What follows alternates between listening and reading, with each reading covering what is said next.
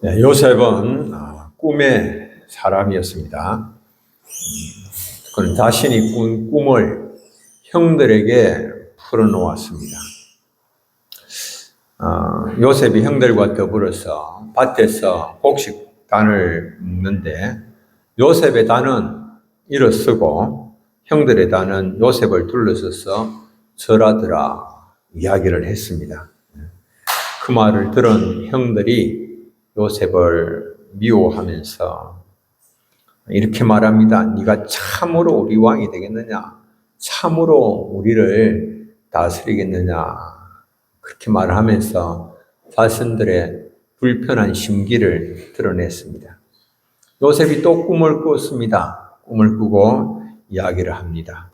이번에는 해와 달과 11별이 요셉 자신에게 절하더라. 그렇게 꿈 이야기를 했습니다.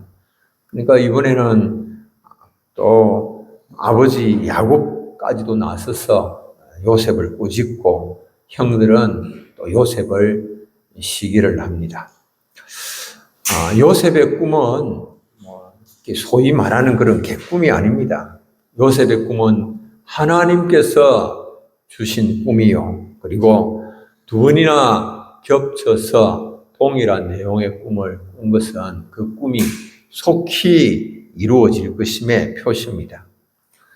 보통 가정에서는 동생이 꿈을 가지면 형들이 격려를 하겠죠. 그리고 그 꿈을 이루도록 힘을 보태겠죠. 그러나 요셉의 경우에는 꿈을 무너뜨리기 위한 그런 공격이 아주 더 셉니다. 사탄이 공격을 하는 거죠. 야곱의 가정의 특성을 이용하여서 사탄이 시기와 질투 그리고 미움과 정오가 폭발하도록 그렇게 공격을 하는 겁니다. 야곱에게는 12아들이 있었습니다. 12아들은 4명의 다른 어머니를 두고 있었습니다. 그 중에 요셉은 야곱이 노년에 얻은 아들이었고 다른 아들들보다도 특별히 더 사랑하였습니다. 그래서 요셉에게는 채색 옷을 지어 입혔습니다. 이 사탄은 이 야곱의 편애, 요셉을 특별히 사랑하는 그 편애를 이용을 하여서 형제들의 마음을 불편하게 휘저어 놓았고 그리고 가족 간의 불화를 불러왔습니다. 형들은 아버지의 심부름으로 자신들의 안부를 살피러 온 요셉을 멀리서 봅니다. 그러면서 이제 죽이기로 꾀합니다. 창세기 37장 19절로 20절에 서로 이르되 꿈꾸는 자가 오는도다. 요셉이 별명이 꿈꾸는 자가 오는도다. 자, 그를 죽여 한 구덩이에 던지고 우리가 말하기를 악한 짐승이 잡아먹었다 하자. 거짓말로 속이자고 그렇게 모의를 한 겁니다. 참 이렇게 이제 야곱 자신이 한 그런 일들을 이제 그 아들들이 이렇게 본받아서 하고 있는 그런 것이죠. 그의 꿈이 어떻게 되는지를 우리가 볼 것이니라 하는지라. 형들은 요셉이 자신이 입은 채색 옷을 이렇게 벗김을 당하면서 애걸하는 그런 동생 요셉의 괴로움을 보고도 듣지 않고 그냥 요셉을 구덩이에 던져버리고 말았습니다. 요셉은 근근히 생명을 건져서 애굽의 종으로 팔렸습니다. 그런데 이어지는 그런 고난 가운데서 요셉이 보여주는 그런 모습, 1년에 계속 이어지는 그 고난 가운데서 요셉이 보여주는 모습은 정말 우리가 하나님 나라의 상속자된 자들로서 우리가 본받아야 할 그런 모습이다. 그런 생각이 듭니다. 요셉은 야곱의 11번째 아들이면서도 장자와 같은 그런 모습을 보입니다. 그래서 장자의 명분을 요셉이 차지를 하지 않습니까? 그런 모습을 보이는데 우리가 그런 정말 한 가정에 하나님 나라의 장자와 같은 그런 모습을 보였으면 하는 그런 마음이 있죠. 요셉은 어떤 사람이었는가 보니까 순종의 사람이었습니다. 첫째, 요셉은 순종의 사람이었다. 네. 야곱이 자신도 양치기의 삶을 살았기 때문에 양을 치는 자녀들의 고달픔을 너무나 잘 아는 겁니다. 그래서 그 아들들의 그 안부를 살피기 위하여서 요셉을 불러서 말했습니다. 창세기 37장 13절에 이스라엘이 요셉에게 이르되 내 형들이 세겜에서 양을 치지 아니하느냐 너를 그들에게 보내리라. 요셉이 아버지에게 대답하되 내가 그리하겠나이다. 여러분들 어떻게 보십니까? 아버지의 명을 받는 요셉의 반응 참 아름답죠. 그럴 수 없이 아름답습니다. 내가 그리하겠나이다. 내가 그리하겠나이다. 영어로 보니까 Here am I. 내가 그리하겠나이다. 또 NIV에는 보니까 very well. 좋습니다. 내가 그리하겠습니다. 그렇게 말합니다. 대단한 순종의 모습이지요. 요셉은 아버지의 요청에 조금도 머뭇거림이 없습니다. 지체함이 없습니다. 신속하게 마지 못해서 억지로 하는 그런 대답이 아닙니다. 내가 그리하겠습니다. 좋습니다, 아버지. 내가 그리하겠습니다. 지금 요셉이 있는 곳이 헤브론입니다. 헤브론의 뜻은 나무가 우거진 계곡이라고 하는 그런 뜻입니다. 계곡은 힘이 있는 곳이요, 평화로운 곳이요. 헤브론 계곡은 교제와 교통의 장소이기도 합니다. 그곳에서 요셉은 아버지의 사랑을 받고 그리고 아버지와 함께 행복한 교제 가운데 있습니다. 그런데 지금 요셉을 보내는 곳 세겜은 어깨에 짐을 지기 위해 굽히다. 사람이나 짐승의 등에 적재하다. 짐을 그 등에 실른다라고 하는 그런 뜻입니다. 재와 수고와 슬픔의 짐을 져야 하는 현장이 바로 세겜이지요. 세겜은 또한 우리가 잘 아는 것처럼 야곱의 사랑하는 외동딸 디나가 강간을 당한 곳입니다. 그리고 그 야곱의 아들들이 할례로 세겜 족속을 속이고 죽이고 빼앗고 그리고 야곱의 가족이 악취를 남긴 땅이 바로 세겜입니다. 그러니까 그 세겜은 가고 싶지 않은 곳이에요. 그럼에도 불구하고 요셉의 답은 정말로 가고 싶지 않은 그 땅인데 어떤 게 어려움이 기다리고 있을지 알 수가 없는데 내가 그리하겠나이다. 내가 그리하겠나이다. 좋습니다. 내가 가겠습니다. 라고 말을 합니다. 먼 거리를 홀로 가서 형들의 안부를 살피는 일이 결코 만만한 일이 아닙니다. 그럼에도 불구하고 요셉의 대답은 좋습니다. 내가 그리하겠습니다. 정말 대단한 순종의 사랑이지요. 이 요셉은 누구냐? 바로 우리 주님 예수 그리스도를 예표하는 사람이죠. 우리 주님 예수 그리스도께서 하늘의 영광스러운 자리를 떠나서 죄와 고통의 자리로 내려오셨습니다. 우리 주님 예수 그리스도는 영원전부터 성부 하나님과 교통하시며 말씀으로 우주 만물을 창조하시고 다스리시는 존귀하신 분이십니다. 그분이 땅에 오셨습니다. 그분이 종의 자리로 내려오셨습니다. 빌립보서 2장 6절, 8절, 6절로 8절 우리 함께 한번 읽겠습니다. 그는 근본 하나님의 본체시나 하나님과 동등됨을 취할 것으로 여기지 아니하시고 오히려 자기를 비워 종의 형체를 가지사 사람들과 같이 되셨고 사람의 모양으로 나타나사 자기를 낮추시고 죽기까지 복종하셨으니 그 십자가에 죽으심이라. 아멘.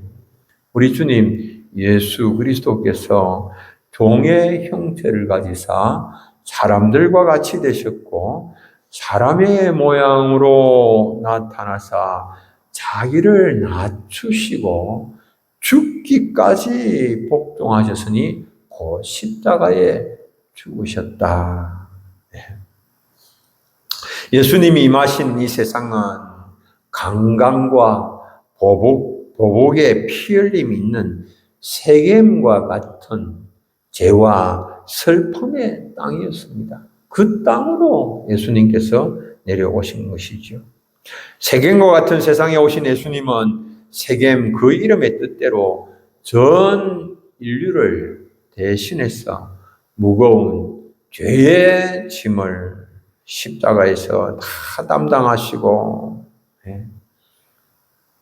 죽으시죠.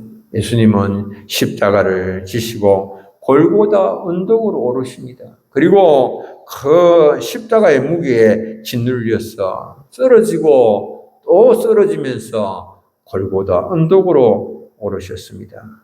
결국은 골고다에 높이 세워진 십자가에 달려 못 박히셨습니다. 예수님은 아무런 죄가 없으신 분이시지만 인생의 모든 짐을 대신 지시고 십자가에서 보배로운 피를 흘리심으로 우리의 죄를 대속해 주셨습니다. 우리 주님 예수 그리스도께서 하늘 영광을 버리시고 이 땅에 오신 것은 성경의 성취이며 그리고 하나님의 뜻을 행하시기 위함이었다라고 하는 겁니다. 하나님께서 원하시는 일들을 이루시기 위하여서 예수님 하늘 영광을 버리시고 이 땅에 오신 것이지요. 히브리서 10장 10절 이에 내가 말하기를 하나님이여 보시옵소서 두루마리 책에 나를 가리켜 기록된 것과 같이 하나님의 뜻을 행하려 왔나이다 하셨느니라. 예수님이 이 땅에 오신 것은 하나님의 뜻을 행하시기 위해서 오셨습니다. 요셉이 아버지의 심부름으로 형들과 양떼의 안부를 살피기 위해서 가야 하는 세겜까지의 거리는 80km입니다. 홀로 떠나야 하는 그 길, 17세의 소년에게 결코 간단한 길은 아닙니다. 그러나 그럼에도 불구하고 요셉의 답은 내가 그리하겠나이다. 예, 좋습니다. 힘든 길이지만 어려운 길이지만 아버지의 뜻을 순종하기 위하여서 잠잠히 고난의 걸음을 내걸었습니다. 우리가 주님 맡겨주신 사명이지만 힘들고 어려울 때마다 불평도 하고 원망도 하는데 우리가 주님 맡겨주신 것이라면 주님의 뜻이라면 주님 내가 그리하겠습니다. 좋습니다. 주님 내가 힘들고 어려워도 주님께서 원하신다면 제가 이 길을 끝까지 가겠습니다. 말할 수 있는 우리 사랑하는 성도님들이 되시기 바랍니다. 두 번째, 요셉은 포기를 모르는 사람이었습니다. 요셉은 80km의 이 긴 거리를 홀로 여행합니다. 헤브론에서 세겜, 힘들게 세겜에 도착했습니다. 그곳에서 형들과 양떼를 찾아서 헤매었지만은 찾을 수가 없었습니다. 세겜에서. 어떤 사람을 만났는데 그 사람이 요셉의 형들이 도단으로 간 듯하다고 알려줬습니다. 그래서 세겜에서 다시 도단으로 가서 형들을 만나게 됩니다. 세겜에서 도단까지의 거리가 또 약 20km 정도 됩니다. 세겜에서 형들과 양떼를 만나지 못하였을 때에 요셉에게 만약에 아버지의 명령을 반드시 완수하리라고 하는 그런 결심이 없었다거나 적극적으로 형들의 안부를 살피고자 하는 그런 마음이 없었더라면 그냥 거기서 포기하고 헤브론으로 다시 돌아갈 수가 있었을 것입니다. 그러나 지체하지 아니하고 이제 세금으로 달려왔는데 거기서 찾을 수가 형들과 양떼들을 찾을 수가 없어서 돌아간다고 해도 아무런 문제가 되지 않겠지만 그러나 요셉은 끝까지 자신에게 맡긴 이 책임, 임무를 포기를 하지 않습니다. 흔들림이 없이 반드시 형들의 안부를 내가 살피겠다. 아버지께서 나에게 맡겨주신 이 사명을 완수하겠다. 그래서 요셉은 헤브론으로 돌아가지 아니하고 형들의 뒤를 따라서 또다시 20km를 떨어진 도단으로 가서 형들을 만납니다. 요셉은 형들을 찾기까지 찾은 것입니다. 아버지와 형들의 안부를 살피라고 하였기 때문에 찾기까지 찾았습니다. 이 요셉의 모습이 예수님을 닮았죠. 예수님은 이렇게 말씀을 하셨습니다. 누가복음 15장 4절. 너희 중에 어떤 사람이 양 100마리가 있는데 그 중에 하나를 잃으면 99마리를 들에 두고 그 잃은 것을 찾아내기까지 찾아다니지 아니하겠느냐. 찾기까지 찾으시는 것, 이거 누구의 마음입니까? 바로 예수님의 마음이죠. 찾기까지 찾는 것. 예수님은 잃어버린 양들을 찾기 위해서 이곳저곳으로 다니셨습니다. 해당에도 다니시고 해당에 들어가셔서 성경을 읽으시고 강론을 하신 것은 그곳에서 잃어버린 형제들을 찾기 위함이었습니다.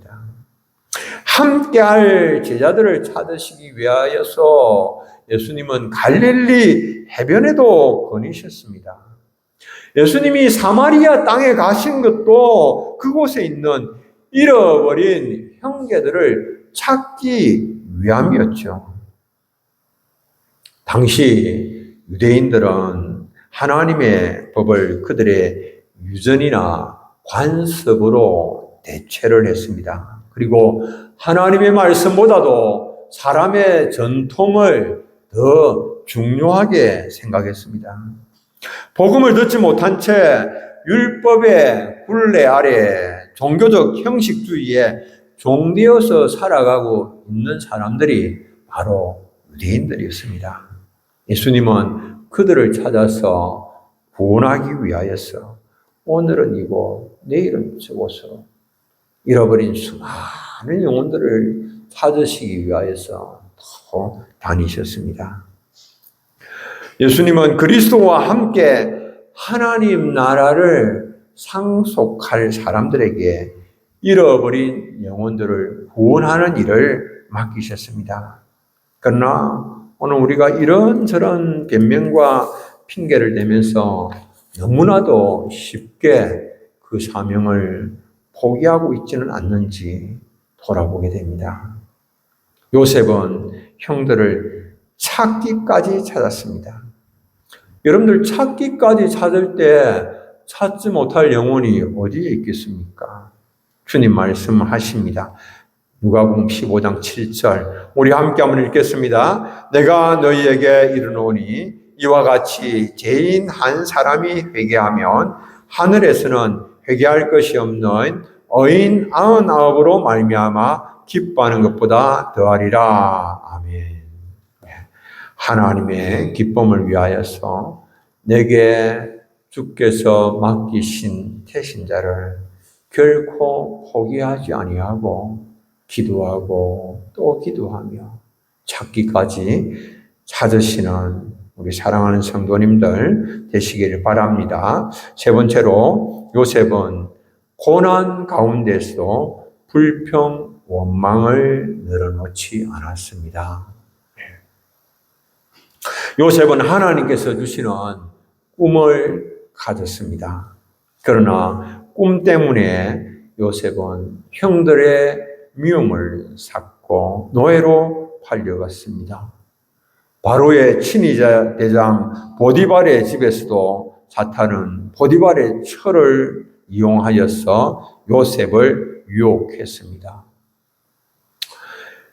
현실은 꿈이 이루어지기는커녕 꿈과 반대되는 방향으로 계속해서 나아가고 있는 것 같습니다. 꿈이 성취되기 전까지는 넘어야 할 고난의 산들이 너무 많은 것 같습니다. 그러나 요셉은 결코 꿈을 버리지 않고 포기하지를 않습니다. 꿈이 있었기 때문에 고난의 자리에서도 요셉은 결코 하나님을 향하여서 원망하거나 불평하는 죄를 짓지를 않습니다. 성경은 우리를 깨어진 질그릇 한 조각과 같은 존재다 이렇게 말씀을 합니다. 질그릇 조각이 토기장이를 향하여서 네가 만드는 걸 보니까 기술이 형편없다 그렇게 말을 할 수가 있는 겁니까? 할 수 없죠. 진흙이 토기장에게 네가 도대체 만드는 게 그게 뭐냐 이렇게 물을 수가 있습니까? 진흙이 불평하거나 원망할 수가 있습니까? 이건 말이 안 되는 일이죠. 우리가 하나님을 향하여서 불평하거나 원망하는 것은 하나님을 제대로 알지 못하기 때문이다라고 하는 겁니다. 옛날에 어떤 사람이 일을 하다가 피곤해서 밤나무 밑에서 한숨 자려고 누웠는데 이런 생각이 드는 겁니다. 하나님이 천지를 창조하셨다라고 하는데 참 어떻게 보면 합리적이지 못하다 그런 생각을 했습니다. 이 아름들이 되는 밤나무에는 왜 조그만 밤이 열리게 그렇게 하시고 새끼손가락보다도 가는 그런 호박 넝쿨에는 큰 호박이 열리게 하시는가. 참 하나님의 창조를 보면 이치에 잘 안 맞는다. 그렇게 하면서 투덜거렸습니다. 만약에 내가 창조를 했다고 한다면 이 새끼손가락만한 호박넝쿨에는 반만한 호박이 달리게 하고 아름들이 되는 밤나무에는 호박만한 그런 밤이 열리게 해서 그래서 그냥 밤 하나를 따면은 그럼 그거 가지고 막 뭐 동네방네 사람들이 다 나누어 먹도록 그렇게 하면은 얼마나 좋겠는가.